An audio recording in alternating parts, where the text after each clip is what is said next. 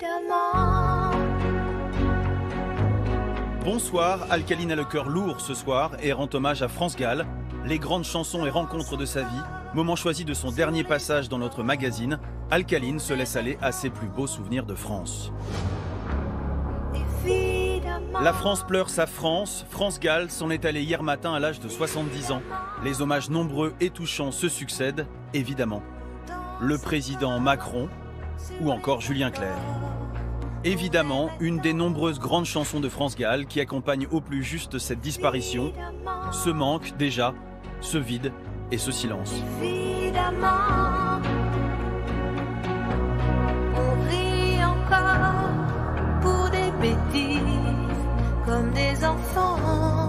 On peut dire qu'il y aura eu 3 vies pour France Gall. La première commence dans les années 60. France Gall est une enfant de la balle. Son père, Robert, écrit pour Aznavour ou Piaf et lui met le pied à l'étrier. Pierre Delanoë adapte pour elle ce standard américain. Ne sois pas si bête, bête, bête, serre-moi plus fort et plus fort encore. Ne sois pas si bête rencontre un succès fulgurant et France Gall devient à 16 ans une idole yéyé.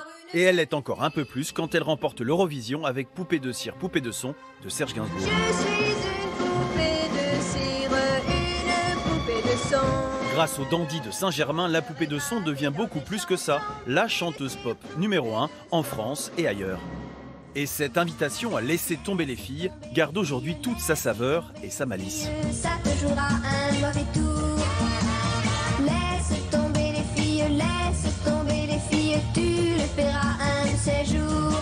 Mais France Gall, elle, aspire déjà à autre chose. C'est d'une telle violence de rentrer en scène que moi, à 16 ans, je l'ai ressenti comme un truc fou. Et j'ai eu la peur de ma vie. L'année 1974 va bouleverser la vie de France Gall et marquer à jamais notre paysage musical. France rencontre Michel, Berger évidemment. Un premier titre, une première déclaration et un premier succès. Et comme une deuxième vie aussi. Je m'imaginais tout bas, une déclaration. 2 amoureux, 2 musiciens et des déclarations d'amour aussi pour les autres grands qui les ont inspirés. Jerry Lee Lewis, peut-être. Jouer du piano debout, c'est peut-être un détail foufou, et pour moi ça veut dire beaucoup. Et Ella Fitzgerald, assurément.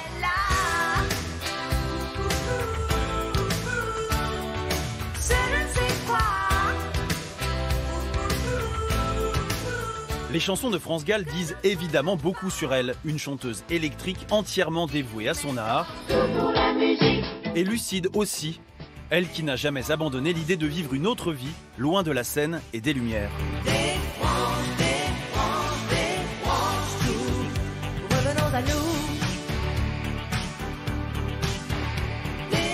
Starmania scelle une indéfectible amitié avec Daniel Balavoine, mort quelques années plus tard en marge du Dakar.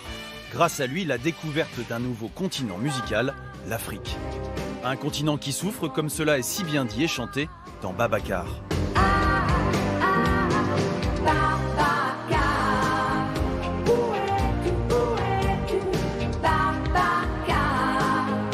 En 1992, le couple Gall-Berger se fait un joli cadeau, un album à 2 intitulé Double Jeu. Une dernière danse qui devait se prolonger sur scène à la Cigale à Paris. Mais un jour d'été 92, Michel Berger meurt soudainement. France Gall perd sa moitié, son alter ego musical. Rien ne sera plus comme avant. France Gall remonte pourtant sur scène l'année suivante. Et Bercy fait salle comble, évidemment. Où les manches s'amusent et le soleil le vent. C'était très difficile parce que j'étais sans béquille, comme on dit.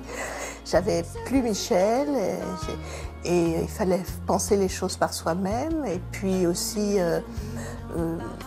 essayer de gérer les émotions, c'est ça.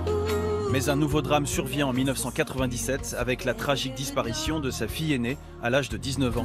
La douleur est trop grande, France Gall se met en retrait du monde, les tubes ne meurent jamais, mais France Gall va s'attacher elle aussi, à sa manière, à faire vivre ce patrimoine musical unique, comme avec la récente comédie musicale Résiste.